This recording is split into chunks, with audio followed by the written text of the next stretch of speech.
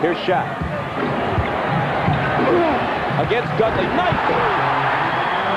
Shaquille O'Neal was so powerful on that move that Dudley could not even foul him. He just got Shaquille O'Neal rose from humble beginnings to become one of the most dominant players in NBA history. But his journey wasn't all glory, because beneath the surface of his huge success lies a story filled with controversy, unexpected downfalls, and a surprising twist that even his biggest fans might not know. So, what in the world happened to Shaquille O'Neal? Born on March 6, 1972 in the tough streets of Newark, New Jersey, Shaquille O'Neal's early life was anything but easy. Newark was a city struggling with crime and poverty, and Shaq's family was no exception to these harsh realities. His biological father, Joseph Toney, was absent for much of his life, battling his own demons. This left young Shaq under the care of his mother, Lucille O'Neal, and his stepfather, Philip Harrison, a disciplined Army sergeant who would become the cornerstone of Shaq's upbringing.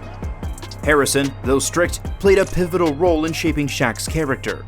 He instilled in Shaq a sense of discipline and a work ethic that would become the bedrock of his future success. But the road to greatness wasn't paved with gold. It was laden with challenges. As a child, Shaq was noticeably taller and bigger than his peers, a physical trait that often made him the target of bullying and ridicule.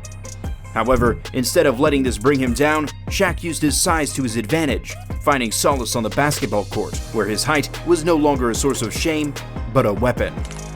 His love for basketball was kindled early on, and by the time he reached middle school, it was clear that Shaq was no ordinary kid. He towered over his classmates, and his natural athleticism made him a force to be reckoned with. Yet, it wasn't just his physical gifts that set him apart, it was his determination. Shaq wasn't just playing for fun, he was playing for a future, one that would take him far beyond the streets of Newark. As Shaq entered high school, his talent on the basketball court became impossible to ignore. He attended Robert G. Cole High School in San Antonio, Texas, where he quickly became the star of the team. Under the guidance of his coaches and the ever-watchful eye of his stepfather, Shaq honed his skills and led his team to a state championship, cementing his status as one of the top high school players in the nation. But it wasn't just his on-court dominance that made Shaq stand out. It was his charisma, his larger-than-life personality that would soon capture the attention of the nation. By the time he graduated high school, Shaq was a household name, and colleges across the country were vying for his talents. Ultimately, he chose to attend Louisiana State University, LSU, where he would take his game to the next level. At LSU, Shaq's dominance only grew. He was a force in the paint, a player who could single-handedly change the outcome of a game. His performances were nothing short of spectacular. Two-time All-American honors, the Adolph Rupp Trophy, and a reputation that made him a must-watch player. But for Shaq, college was just a stepping stone.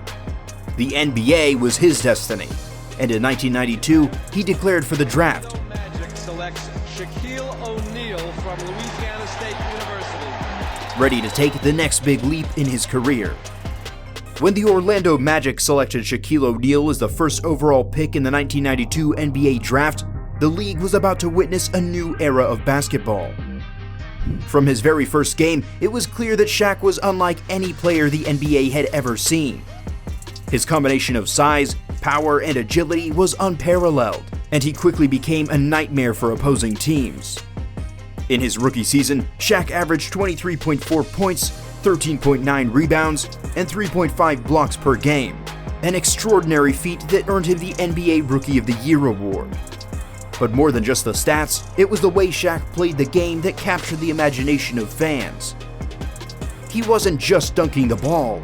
He was tearing down rims, shattering backboards, and redefining what it meant to be a center in the NBA. However, as dominant as he was in Orlando, Shaq's ambitions extended beyond the Magic Kingdom. In 1996, he made the blockbuster decision to sign with the Los Angeles Lakers, setting the stage for what would become one of the most successful runs in NBA history.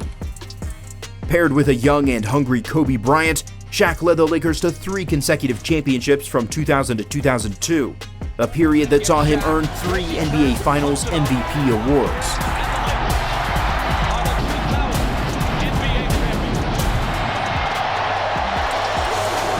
But behind the scenes, all was not well. The partnership with Kobe, while fruitful on the court, was fraught with tension. The two superstars had vastly different personalities. Shaq, the fun-loving, larger-than-life character, and Kobe, the intense, laser-focused competitor. Their relationship was a ticking time bomb. And as the championships piled up, so did the animosity. The success Shaq enjoyed on the court was unmatched, but off the court, his life was far from smooth sailing. The tension with Kobe Bryant, which had simmered beneath the surface during their championship run, eventually boiled over. By 2004, the relationship had deteriorated to the point where it was untenable. The Lakers, forced to choose between their two stars, traded Shaq to the Miami Heat, signaling the end of an era and marking the first major crack in Shaq's otherwise stellar career.